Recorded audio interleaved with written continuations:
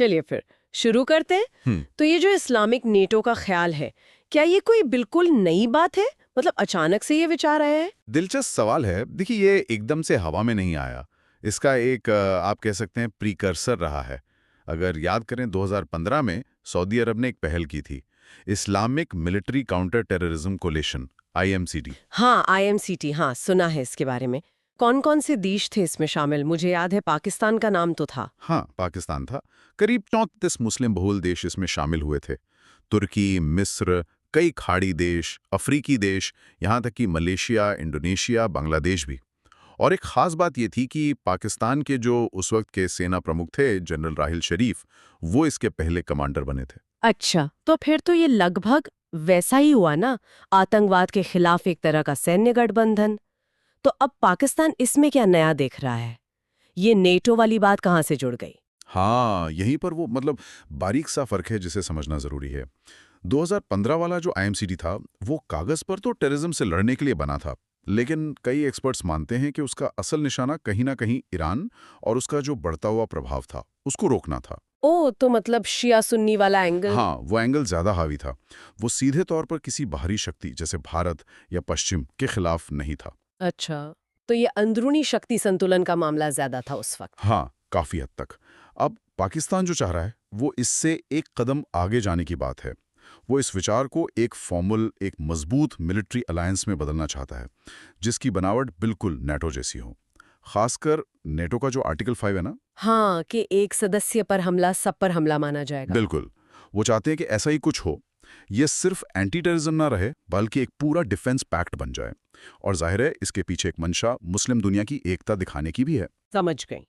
तो अब सवाल ये उठता है कि पाकिस्तान अचानक, या कहें कि अब, इस विचार को लेकर इतना गंभीर क्यों हो गया है? सिर्फ मुस्लिम एकता दिखाना ही मकसद तो नहीं होगा, असल वजह क्या हो सकती हैं? नहीं, बिल्कुल नहीं, सिर्फ दिखावा नहीं है।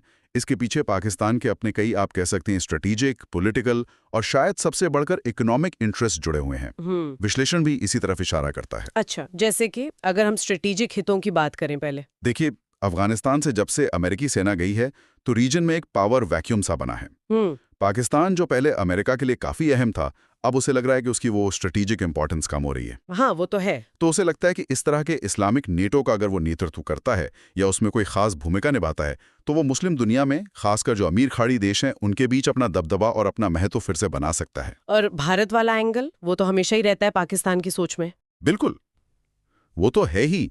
पाकिस्तान की फॉरेन पॉलिसी का एक परमानेंट फीचर है ये। कश्मीर मुद्दे को इंटरनेशनलाइज करना, भारत पर दबाव बनाना। जब से भारत ने आर्टिकल 370 हटाया है, पाकिस्तान लगातार कोशिश कर रहा है कि इस्लामिक देशों को भारत के खिलाफ खड़ा किया जाए। लेकिन उसे वैसा रिस्पांस मिला नहीं, खासकर सऊदी और UAE से। हाँ, बिल्कुल नहीं मिला। तो अब वो देख रहा है कि भारत के खाड़ी देशों से रिश्ते कितने मजबूत हो रहे हैं, डिफेंस में, इकोनॉमी में।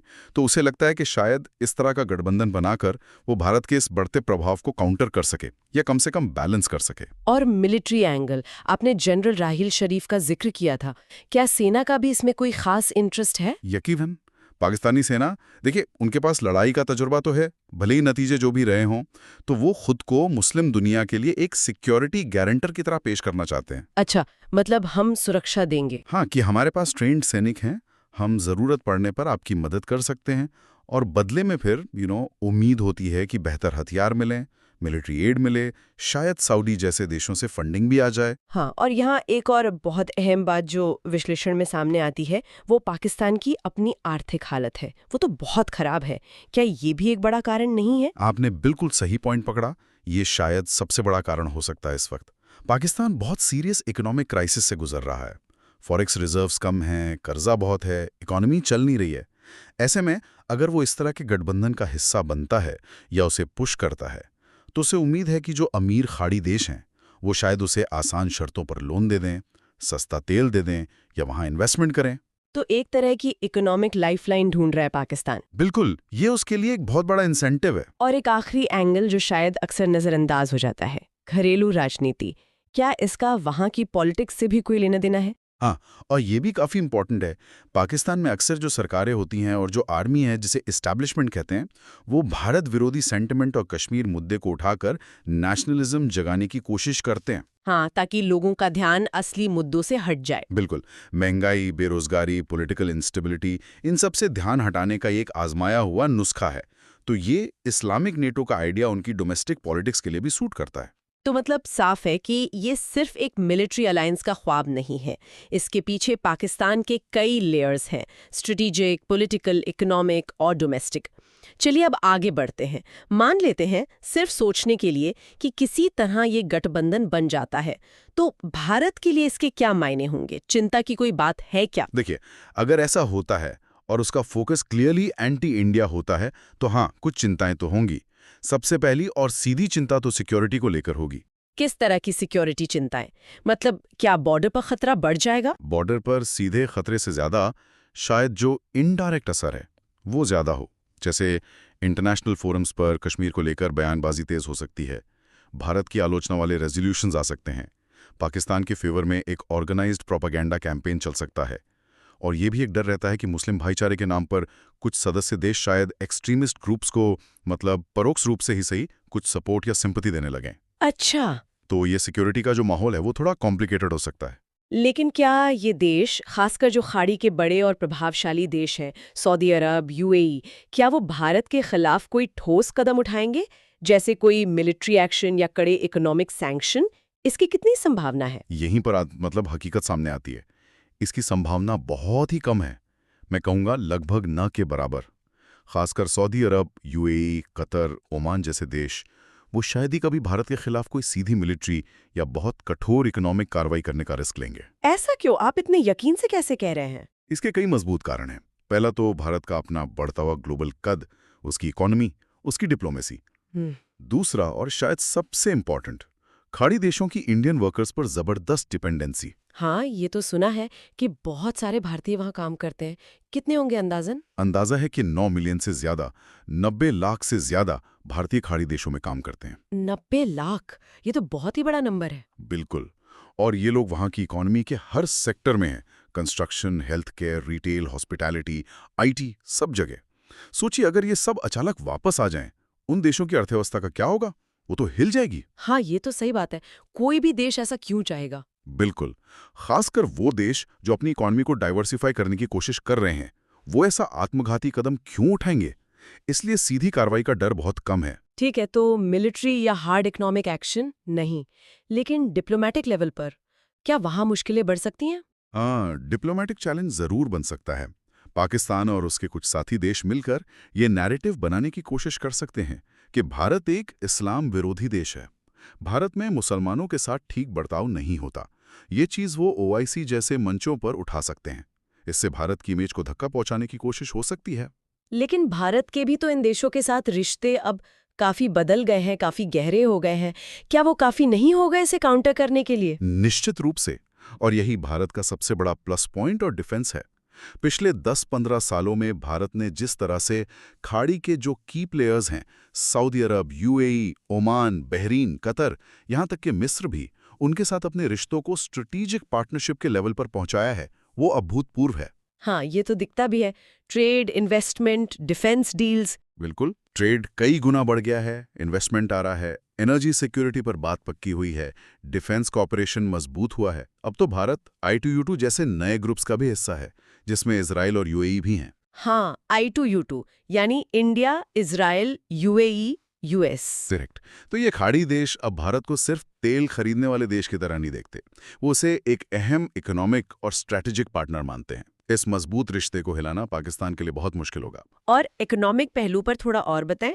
वो 90 लाख वाली बात तो समझ आई, उसके अलावा? देखिए, वो 90 लाख भारतीय जो पैसा घर भेजते हैं, वो रेमिटेंस भारत के लिए बहुत जरूरी है। दूसरी तरफ भारत इन खाड़ी देशों के लिए ऑयल और गैस का एक बहुत बड़ा, स्टेबल और भरोसेमंद मार्केट है। भारत उनकी फूड सिक्योरिटी में भी मदद करता है। तो ये जो आपसी निर्भरता है, ये बहुत गहरी है, कोई भी इसे हल्के में नहीं ले सकता। भारत का जो बायलैटरल इकोनॉमिक वेट है, वो पाकिस्तान से कहीं ज्यादा है। ट्रस्ट भी उन्हें भारत के खिलाफ जाने से रोकेंगे। हाँ, काफी हद तक। वो अपने पैर पर कुल्हाड़ी क्यों मारेंगे? तो ये तो हुई चुनौतियां और उनसे निपटने के तरीके। क्या इस पूरी सिचुएशन में पाकिस्तान की इस कोशिश में भारत के लिए कोई अवसर, कोई अपॉर्चुनिटी भी हो सकती है, या ये सिर्फ डैमेज कंट्रोल का खेल है? नहीं, इसमें भारत के लिए मौके भी हैं, अगर वो अपने कार्ड सही खेलें तो। विश्लेषण इस तरफ भी इशारा करता है। अच्छा, किस तरह के मौके? देखिए, सबसे पहली बात तो यह है कि मुस्लिम दुनिया कोई एक मोनोलिथिक ब्लॉक नहीं है, मतलब सब एक साथ नहीं है। इसमें बहुत गहरी दरारें हैं, आपसी झगड़े हैं, शिया सुन्नी का विभाजन तो है ही, फिर अरब बनाम नॉन अरब जैसे तुर्की, ईरान, और फिर अरब देशों के अंदर भी अलग अलग खेमे हैं। सऊदी, यूएई एक तरफ, कतर का अपना स्टैंड, तुर्की का अपना प्रभाव बढ़ाने की कोशिश। हाँ, ये तो है। और भारत इन विभाजनों का, इन दरारों का फायदा उठा सकता है। उन देशों के साथ अपने रिश्ते और मजबूत कर सकता है जो पाकिस्तान तुर्की की धुरी से खुश नहीं है या उससे डरते हैं, जैसे ईरान। ईरान तो नेचुरली सऊदी पाकिस्तान के दबदबे वाले किसी भी ग्रुप का विरोधी होगा। तो भारत ईरान के साथ अपने रिश्ते और गहरे करके एक बैलेंस बना सकता है। और बाकी खाड़ी देश, यूएई, सऊदी? उनके साथ डिफेंस और काउंटर टेररिज्म कोऑपरेशन और बढ़ाया जा सकता है, क्योंकि देखिए, आतंकवाद और कट्टरपन का खतरा तो उनके लिए भी उतना ही असली है। और अमेरिका या इजराइल जैसे पार्टनर्स का रोल? बिल्कुल।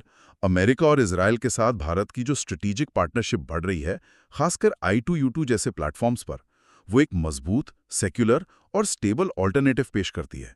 ये उन खाड़ी देशों को भी अपील कर सकता है जो सिर्फ मजहब के नाम पर बने गठबंधनों पर डिपेंड नहीं रहना चाहते। इसके अलावा भारत अपनी सॉफ्ट पावर का इस्तेमाल कर सकता है। सॉफ्ट पावर मतलब कल्चर, बॉलीवुड? वो भी, लेकिन उससे भी बढ़कर भारत ये दिखा सकता है कि कैसे दुनिया की दूसरी सबसे बड़ी मुस्लिम आबादी वाला देश होते हुए भी वो एक प्लूरलिस्टिक सेक्युलर सिस्टम में कामयाब है। ये पाकिस्तान के किसी भी नेगेटिव प्रोपेगेंडा का सबसे अच्छा जवाब है। भारत के इस्लामिक दुनिया के साथ सदियों पुराने रिश्ते हैं, कल्चरल टाइज हैं, ट्रेड लिंक्स हैं, उनको हाईलाइट किया जा सकता है। और एनर्जी डिप्लोमेसी? हाँ, भारत खाड़ी देशों के लिए एनर्जी का एक बहुत बड़ा और ज़रूरी मार्केट है। इस लेवरेज का इस्तेमाल भारत अपने स्ट्रैटेजिक इंटरेस्ट को साधने के लिए कर सकता है, ये सुनिश्चित करने के लिए कि एनर्जी सप्लाई को पॉलिटिकल प्रेशर के लिए इस्तेमाल न किया जाए। ये सब सुनकर तो लगता है कि भारत के पास सिर्फ बचाव ही नहीं, बल्कि प्रोएक्टिव होने की भी रास्ते हैं। लेकिन अब उस असली सवाल पर वापस आते हैं। क्या ये इस्लामिक नेटो हकीकत में बन भी पाएगा? इसकी राह में असल रुकावटें क्या है? क्या ये सिर्फ एक ख्वाब है? और यहीं पर मतलब ये पूरा आइडिया ज़मीनी हकीकत से टकराकर चूर-चूर हो जाता है। सच तो ये है कि इसके बनने की राह में इतनी बड़ी और इतनी गहरी चुनौतियां हैं कि ये ऑलमोस्ट इम्पॉसिबल लगता है। अच्छा, क्या है वो सबसे बड़ी बाधाएं? सबसे पहली और शायद सबसे बड़ी रुकावट है मुस्लिम दुनिया के अंदर का गहरा सेक्टेरियन डिवाइड। जी। सुन्नी मेजॉरिटी पावर्स जैसे सऊदी, यूएई, मिस्र, पाकिस्तान एक तरफ हैं, और शिया मेजॉरिटी ईरान और उसके जो सहयोगी हैं, इराक का हिस्सा, सीरिया, लेबनान में हिजबुल्लाह, वो दूसरी तरफ। इनके बीच ऐतिहासिक दुश्मनी और अविश्वास है। ईरान कभी भी ऐसे किसी गठबंधन को एक्सेप्ट नहीं करेगा जिसमें सऊदी और पाकिस्तानी दबदबा हो। वो तो इसे अपने खिलाफ एक खतरा मानेगा। हाँ, ये तो बहुत बड़ा डिवीजन है। और देशों के आपसी झगड़े, वो भी एक बड़ा मसला है। मुस्लिम दुनिया का लीडर कौन बनेगा, इसको लेकर सऊदी अरब और तुर्की के बीच जबरदस्त कंपटीशन है। दोनों खुद को इस्लामिक वर्ल्ड का लीडर मानते हैं। कतर और सऊदी यूए के बीच भी टेंशन रही है, हालांकि अब थोड़ी कम हुई है। मिस्र और तुर्की के बीच लीबिया जैसे मुद्दों पर सीरियस डिफरेंसेस हैं। तो ये जो आपसी खींचतान है, ये किसी भी तरह की मिलिट्री यूनिटी को बनने ही नहीं देगी। और बाहरी ताकतों का क्या रोल है इसमें? अमेरिका, चीन, रूस? ये भी एक बहुत इंपॉर्टेंट फैक्टर है। देखिए, अलग अलग मुस्लिम देश अलग अलग बाहरी ताकतों पर डिपेंड करते हैं या उनके करीबी हैं। कोई अमेरिका का पक्का सहयोगी है, कोई चीन के बेल्ट एंड रोड का हिस्सा है, कोई रूस के साथ हथियार डील कर रहा है। तो ये जो अलग अलग लॉयल्टीज हैं, इनके चलते एक कॉमन दुश्मन या एक कॉमन फॉरेन पॉलिसी बनाना नामुमकिन सा हो जाता है। नेटो कामयाब क्यों हुआ? क्योंकि उसके सदस्य देशों के कॉमन डेमोक्रेटिक वैल्यूज थे और एक क्लियर कॉमन दुश्मन था। पहले सोवियत यूनियन, अब रशिया। इस्लामिक दुनिया में ऐसी कोई एक जोड़ने वाली विचारधारा या कॉमन दुश्मन नहीं है, बल्कि बांटने वाले फैक्टर ज्यादा हैं। और वो इकोनॉमिक डिपेंडेंसी वाली बात जो हमने पहले भी की। हाँ बिल्कुल, ज्यादातर जो प्रभावशाली मुस्लिम देश हैं, खासकर खाड़ी वाले, वो अपने इकोनॉमिक सर्वाइवल के लिए भारत, चीन, यूरोप, अमेरिका जैसे नॉन मुस्लिम देशों पर बहुत ज़्यादा निर्भर हैं। वो पाकिस्तान के कहने पर या किसी धुंधले से इस्लामिक यूनिटी के नाम पर अपने अरबों खरबों डॉलर के ट्रेड और इन्वेस्टमेंट को दांव पर क्यों लगाएंगे?